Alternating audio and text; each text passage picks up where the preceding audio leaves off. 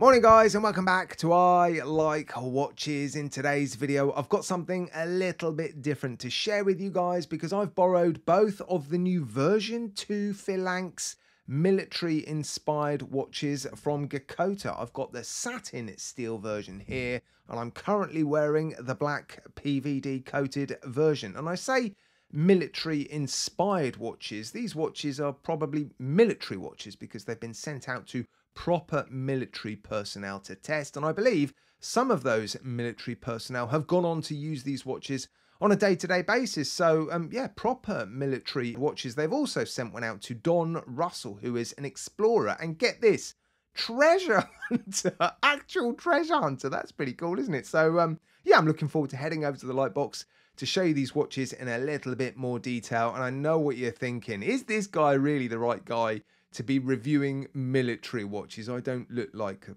well, military sort of person, do I? And at the moment it's hay fever season. Pollen is bringing me to my knees. But anyway, I'm going to start off by sharing with you 5 interesting things I know about the Phalanx military watch. Number 1, it was designed by Richard Brown, who is the editor-in-chief for the Geckota magazine. He's also the Geckota brand manager, and he's the guy you'll see in front of the camera on the Geckota YouTube channel. It's Richard that I was chatting to for a couple of hours 6 weeks ago. I think it was 6 weeks ago. And yeah, Richard's actually got a background in military. He is an ex-special operations firearm instructor, as well as a proper watch enthusiast. So yeah, when he went to Geckota, he decided he wanted to design the ultimate military watch, and yeah, maybe this is it. Number 2, I've sort of given this one away a little bit. This watch has been sent to special operations units in the Middle East and also to Don Russell, the explorer. And like I said, it's still being used by some of those military personnel. Number 3, the dial has a decimal time ring. I don't think I've ever seen a watch with a decimal time ring. It is a ring on the dial that divides a minute into 100 units, and I believe people within the aviation industry and military personnel still use that complication. So yeah, it's got one.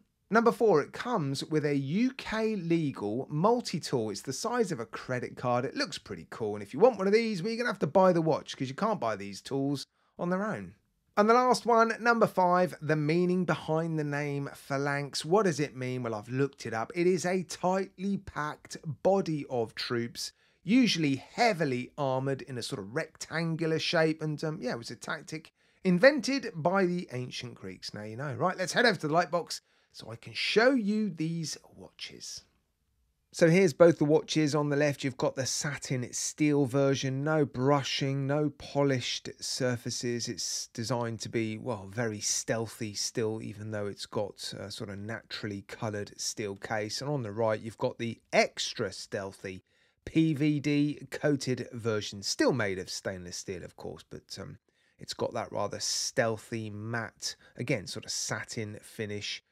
With the PVD coating. Now, before I run through all the specifications, talk about the design and the price and do all the usual stuff, I want to talk about 2 very specific specifications, because when I was chatting to Richard about these watches, I was curious to get his take on the whole quartz versus automatic debate for military watches, because, well, it's quite relevant, I think. And also, I wanted to get his take on lume, because, well, for me, a military watch shouldn't glow particularly brightly in the dark, and I did review a Core Essentials military watch recently, and they intentionally subdued the lume on that watch. And yeah, I hadn't actually handled these watches. I didn't really know anything about them when I was chatting to Richard. So yeah, I was curious to get his take on it. And yeah, Richard explained to me that, well, Geckota is a watch company for watch enthusiasts. He is a watch enthusiast, so when it came to the movement, there was just absolutely no question. They wanted an automatic movement inside these watches,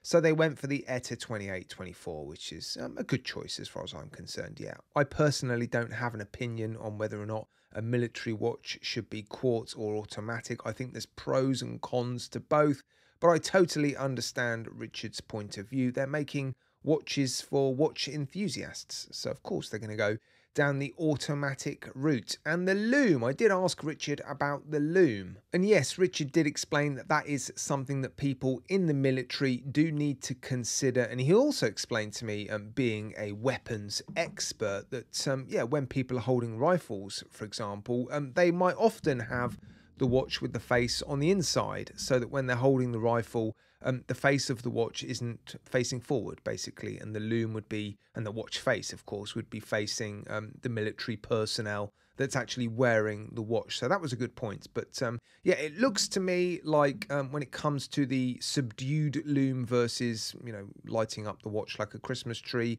they've gone somewhere down the middle, because I've done a loom degradation test. I actually put this watch outside in the sun for 5 minutes, and I charged the watch on the right with my UV torch because I was curious to see if there was actually any difference, and I don't think there is. But it looks like the loom is, well, just roughly average. The loom on the hands is definitely better than the loom on the dial. As you can see, the markings on the dial have that sort of faux patina look to them, as does the loom on the hands, to be fair. But yeah, the loom on the hands is definitely stronger than the loom on the bezel insert, which is blue loom, and the loom on the dial is green loom. So yeah, it's not going to light up like a Christmas tree, but it's also not intentionally subdued, I don't think. It's just average loom. Definitely a sort of strong vintage retro vibe to this watch in terms of its design. A bit of a nod, I believe, back to the old sort of military watches of the 50s and 60s, perhaps with those sword hands, the 12, 3, 6 and 9, that slightly smaller dial with almost oversized bezel, 300 meters of water resistance. So it almost doubles up as a dive watch, to be honest. And well, it looks very much like a dive watch, doesn't it, with that unidirectional diver's bezel. Fantastic action, incredibly sort of chunky clicks, strong, robust action. It just feels like a very substantial bezel. And yeah, even the clicks feel, well, just manly. It's a manly watch, isn't it? Again, you know, I'm going to do my best to review it, not being the most manly man in the world. But anyway, it is just a very manly watch with a very manly bezel action. And even the bezel insert just looks, well, very tough, doesn't it? It's a sort of satin finish. It's not brushed. It's not polished. Again, they didn't want this watch to be super reflective. Obviously, you've got crystal facing you on the watch, with lots and lots of AR coating by the looks of it. But yeah, it is just a cool looking watch. It's quite big and substantial, which of course I think you should expect. Yeah, I'll give you the dimensions and the weight when I pop it on my wrist. But yeah, I like the design. I really, really do. The hands contrasting really nicely with that dark dial, white hand, splash of colour on the second hand look. And yeah, just a super sort of simple dial, ultra legible, and very, very functional. Crown at the 4 o'clock position as well, which is obviously very, very intentional in sort of combat situations. You don't want, well, a fairly sizable crown and digging into the back of your hand. And yeah, screw down case back, obviously. Screw down crown, really nice crown actually, and lovely action on this movement. Feels like loads of resistance when you're winding up this movement. I do like the ETA 2824, I've got to say. And yeah, I've been fiddling with this watch for a while. No issues whatsoever winding in the crown. And yeah, I think we should take that case back off and have a look at the movement. Right, there we go. I've undone the case back with my case back tool. Nice smooth action. You can feel the O-ring working away. And yeah, look at that. Nice. A metal movement holder and double O-ring construction. So you've got an O-ring that basically sits on the outside of the case here. And then you've got another O-ring protecting the movement. And yeah, let me zoom in and just show you the ETA 2824 working away. Right, I've replaced the case back. Let me just show you the case back. Again, a sort of satin finish they are, leaving no stone unturned when it comes to ensuring there's no reflective bits and pieces on this watch. Phalanx by Geckota, and it looks like it's limited edition. Look, number 40 of 75, Sierra 01. And there's the side of the case. You can see that satin finish that covers, well, most of the watch, if not, well, all the steel. And yeah, you can see it a little bit more clearly now. And something you may not have noticed looking at the watch top down is the sides of the case sort of culminates in a point in the center. Look. Slightly obscured by the bezel because the bezel is a little bit larger than the case. And there are some screws on the bezel. I think I should undo those. I wouldn't be doing my job properly if I didn't have a proper fiddle with this watch. And as it's got to go back, I might as well. It's not mine. Let's take it apart and see what happens. Now, I don't know this for sure, but I suspect they've made the bezel easily removable because, well, maintenance of your military watch is going to be quite important, I suspect. You know, you're going to be wearing this out in the field, getting it covered in muck and gunk and all sorts of stuff. So I suspect, I don't know for sure, we'll find out in a minute, these screws are going to allow us to remove this bezel. Let's find out, shall we? Well, there you go. That is the watch with the, well, top part of the bezel removed. This is actually the rotating element. So removing that top section doesn't actually allow you to access the sort of mechanical part of this bezel. But yeah, sort of now looks a little bit like a dress KX, doesn't it? Yeah, I wouldn't suggest wearing it like this, but still. Interesting. Right, there we go. Bezel is all put back together. Let me zoom out a little bit and I'll show you the straps that this watch comes with. You've got this sort of tropical style strap with a Phalanx branded, well, matching sort of finished buckle. It's, again, a sort of satin finish. There's no brushing or polishing on that buckle. Very, very nice feeling strap. And yeah, each of these watches comes with a sort of matching finished double pass. I think it's a nylon sort of strap. Feels like a little bit like that sort of seatbelt material. And again, you can see Phalanx on the hardware there, and they are releasing, I think, more and more straps with the Phalanx branding on it. I think the Phalanx range of stuff is going to be almost a sort of independent range, a bit like Zulu Diver and Geckota, and, you know, then you're going to have Phalanx, basically. Let me line that back up. That's going to bother me. Right, I've zoomed in a little bit so that we can have a closer look at this PVD coated version. But yeah, primarily the dial, the hands, and the crystal. You can see that really strong blue AR coating on the sapphire crystal. Look, very strong blue hue to that crystal. It is a flat piece of crystal, and it does sit a little bit above the bezel insert. Look, giving the watch a little bit more character, I think.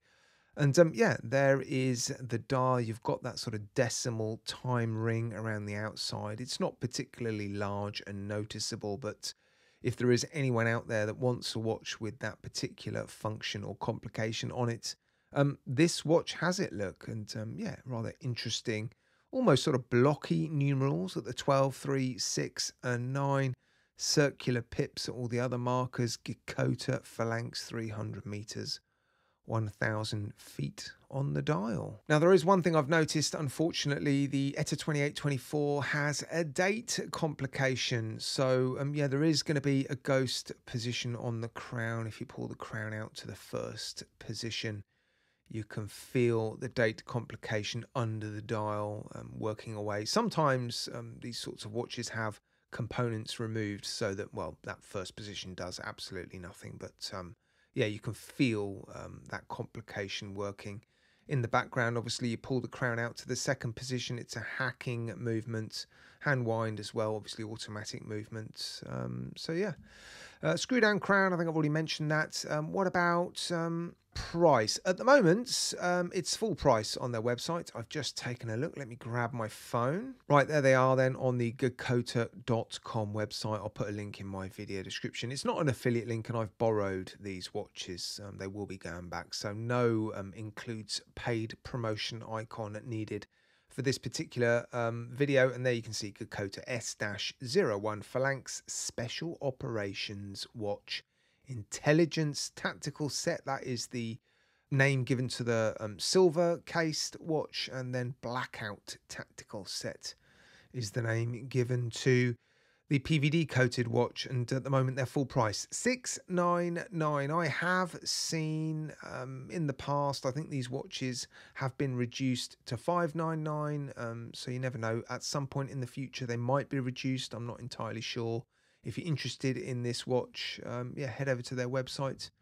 And at the moment, it's £700. So, yeah, they are asking for a premium for this watch. In my opinion, it is a lovely watch, fantastic watch, incredible movement, obviously.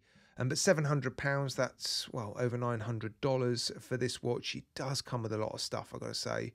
The bundle and the story behind this watch is incredible, and that is something Geckota does really, really well. They don't just make really, really nice watches. They make watches that they're passionate about, and the story behind them is a huge factor to their brand and their watches and their products, basically. So yeah, they don't just make watches like this and then throw them out onto the market and expect you guys to buy them. They do their homework. They send these watches out to military personnel, and yeah, they do a lot of preparation and stuff. So I guess that is reflected in the price. Yeah, let me know, guys, what you think of this watch in the comments section.